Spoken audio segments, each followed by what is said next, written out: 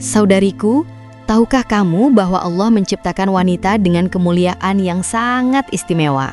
Dari rahim wanita, lahirlah pahlawan peradaban. Namun kemuliaan itu bisa ternoda oleh beberapa sifat yang sangat dibenci oleh Allah. Sifat apakah itu?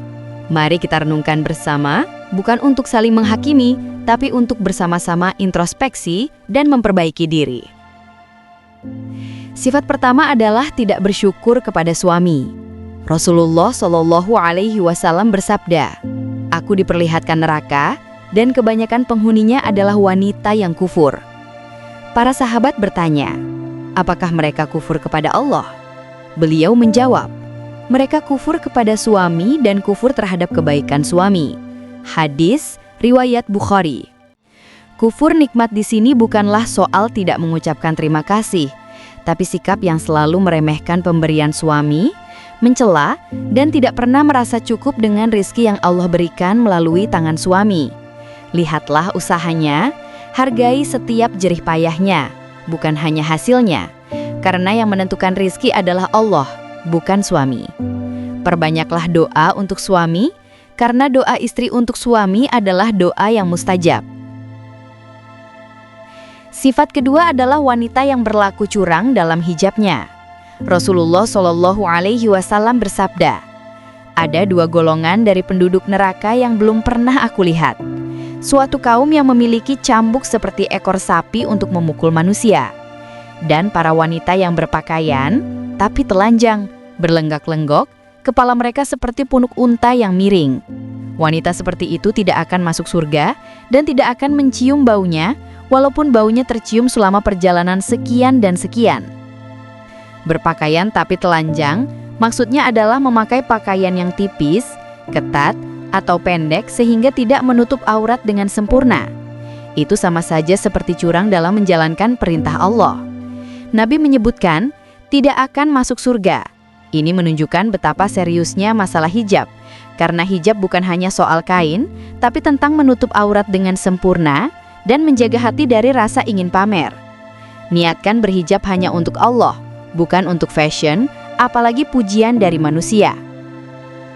Sifat ketiga adalah wanita yang gemar menyebarkan aib dan gosip, atau namimah, lidah yang tidak terjaga. Dalam surah Al-Hujurat ayat 12, Allah melarang kita bergibah. Allah Subhanahu wa Ta'ala berfirman, wahai orang-orang yang beriman, jauhilah banyak prasangka. Sesungguhnya sebagian prasangka itu dosa. Janganlah mencari-cari kesalahan orang lain, dan janganlah ada di antara kamu yang menggunjing sebagian yang lain. Apakah ada di antara kamu yang suka memakan daging saudaranya yang sudah mati? Tentu kamu merasa jijik. Bertakwalah kepada Allah, sesungguhnya Allah Maha Penerima Taubat lagi Maha Penyayang. Gibah dilarang sekaligus disamakan dengan memakan bangkai manusia. Bayangkan betapa sangat menjijikannya.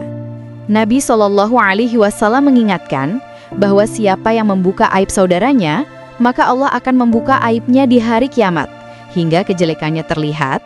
Sebaliknya, barang siapa yang menutup aib saudaranya, maka Allah akan menutupi aibnya. Keempat, wanita yang pamer dan sombong, riya dan takabur. Rasulullah Shallallahu Alaihi Wasallam bersabda, barang siapa yang beramal ingin dipuji manusia, maka Allah akan mempermalukannya. Hadis riwayat Bukhari. Dan dalam surah Al-Luqman ayat 18, Allah Subhanahu wa Ta'ala berfirman, janganlah memalingkan wajahmu dari manusia karena sombong, dan janganlah berjalan di bumi ini dengan angkuh. Sesungguhnya Allah tidak menyukai setiap orang yang sombong, lagi sangat membanggakan diri. Sombong adalah menolak kebenaran dan meremehkan orang lain. Ini adalah sifat iblis yang terkutuk. Sedangkan riya adalah syirik kecil. Artinya kita menyekutukan Allah dalam niat. Amal yang kita perbuat tidak lagi ikhlas karena Allah, tapi karena ingin dipuji dan dilihat manusia. Di media sosial, godaan ini sangat besar. Posting sedekah agar dilihat, pamer ibadah untuk dapat like. Hati-hati, bisa jadi kita dapat like di dunia, tapi pahala kita hilang di sisi Allah. Ingatlah asal-usul kita, yang hanya berasal dari setetes air mani yang hina. Tidak ada yang pantas untuk disombongkan. Keempat sifat ini bukanlah untuk membuat kita takut dan putus asa. Justru sebaliknya, ini adalah peringatan dari Allah agar kita tidak terjerumus ke dalam hal-hal yang merugikan diri kita sendiri. Jika kita merasa memiliki salah satu dari sifat ini, jangan berkecil hati. Pintu taubat terbuka lebar sepanjang hari selama nyawa belum sampai di tenggorokan. Mari kita berlomba-lomba menjadi wanita yang diridhoi Allah Subhanahu wa Ta'ala. Bagikan video ini kepada saudari-saudari kita yang lain sebagai bentuk saling menasihati dalam kebenaran dan kesabaran. Insya Allah, kita semua bisa menjadi wanita yang mulia di sisi Allah Subhanahu wa Ta'ala.